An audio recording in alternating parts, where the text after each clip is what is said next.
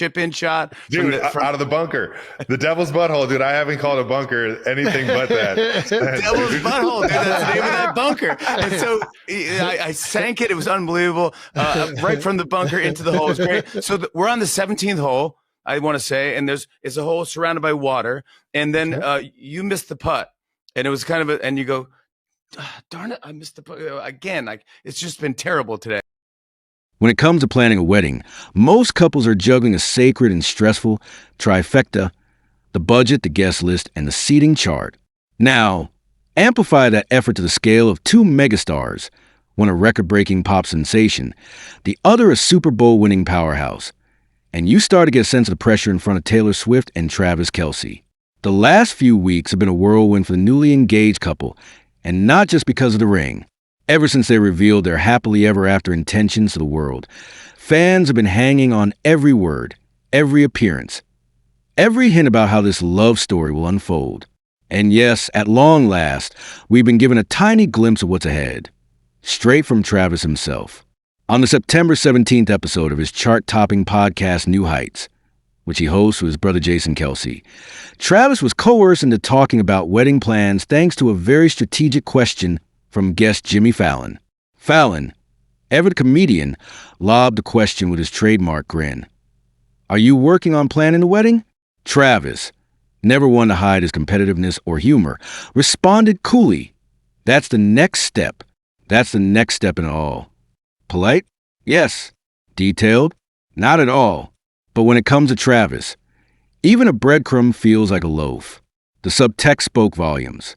He may not have the guest list finalized, but acknowledging the planning is enough to send fans into celebration mode. Fallon, drawing on his own experience, added, "Don't stress about it. I remember thinking about it with my wife." Travis quickly interrupted in his classic, larger-than-life style. "That one's going to be easy. I just got to figure out how to win a football game first." It was a smooth deflection, sure, but one that revealed something deeper. For Travis, who has built his reputation on discipline and resilience everything, including wedding planning, is managed with competitive spirit and a smile. At first glance, wedding planning and NFL football might appear to occupy two different universes. But listen closely to the tight end's words, and you'll hear sports metaphors slip into romance territory. When he jokes that planning a wedding will be easy compared to catching a football, he isn't dismissing the significance. Instead, he's illuminating how he thrives under pressure. He's the guy who can handle tight defenses, roaring stadiums, and end zone expectations. What centerpieces and playlists compare to third down conversions? Yet, let's be real, Taylor Swift isn't exactly a partner who settles for easy. This is a woman who has turned heartbreak into Grammy-winning anthems, who constructs stadium-sized tours like cinematic experiences, who can orchestrate a surprise album release with the precision of a military campaign. For Taylor, the wedding isn't merely a day on the calendar. It's the culmination of a love story that has captivated millions. Which brings us to the tantalizing question: what kind of wedding do Taylor and Travis actually want? Fallon pushed them further, nudging about one of the most important questions couples face. Should the soundtrack to their day be handled by a DJ or by a live band? Travis's instant response: we're live music kind of people. And honestly, how could they be anything else? Taylor Swift is arguably the defining songwriter of her generation. Her career has been built around live performance, around understanding how music shifts moods and shapes memories. Travis, meanwhile, comes alive in stadiums where live bands roar and fans chant along. The thought of their crowd raising champagne glasses to a pre-recorded playlist just feels unimaginable. Instead, picture a rotating lineup of surprise performances. Jack Antonoff at the piano, Chaim leading a dance break, even a possible cameo by Jason Kelce's rowdy bar band energy. Unlike most weddings, where music is carefully chosen to set moods, the Swift-Kelce nuptials will likely be remembered as one of the greatest concerts never ticketed. Their joint Instagram announcement on August 26 still lingers in the collective memory, a caption that read, "Your English teacher and your gym teacher are getting married," topped with a firecracker emoji. The post was cheeky, low-key, and brimming with personality. Taylor and Travis could have gone with a glossy magazine cover, a red carpet press release, or even a cryptic lyric hint. Instead, they handed fans a slice of humor, her the book-loving storyteller, him the all-American athlete, and together, they became every high school rom-com cliché rolled into one. And with one firecracker, the wedding became more than a union. It became the cultural event fans didn't know they were hungering for. There's a certain irony to their story. Both Taylor and Travis are experts in arenas filled with thousands of screaming fans. Both are comfortable with lights, cameras, and expectations. And yet, when it comes to their relationship, they've maintained a careful balance of sharing and protecting. Taylor has lived through love scrutinized by tabloids and dissected in real time by millions of Twitter fingers. Travis, too, has felt the scrutiny when his performances dip or his team falters. Together, though, they've carved out an authenticity that feels refreshing in a world often filled with curated facades. Fans may clamor for every morsel of detail, but the couple's genius lies in giving just enough, never too much. It keeps the world obsessed, leaning in, replaying podcast clips, speculating about what flower arrangements Taylor might prefer. Few aspects of any wedding spark as much curiosity as who gets an invite. Multiply that curiosity by, say, 100 million Swifties, and you got an international guessing game. Will Beyoncé and Jay-Z RSVP? What about Blake Lively and Ryan Reynolds, longtime Swift favorites? Will Patrick Mahomes deliver a toast?